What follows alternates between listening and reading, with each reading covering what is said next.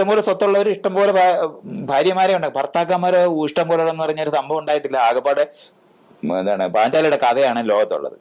പാഞ്ചാലിയുടെ കഥയ്ക്കകത്ത് പോലും പാഞ്ചാലിക്ക് ആകെപ്പാടെ ഇഷ്ടം തോന്നിയത് അർജുനോടായിരുന്നു.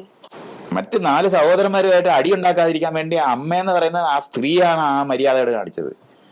കൊണ്ടുവന്നത് പങ്കിട്ടെടുത്തോളാൻ പറഞ്ഞു. അപ്പൊ അതിന്റെ ന്യായം പറഞ്ഞ അതിനകത്ത് ഏറ്റവും ശുദ്ധാത്മാവെന്ന് വിളിക്കുന്ന ധർമ്മപുത്രരാണ് മര്യാദകളായിട്ട് തുടങ്ങുന്നത്.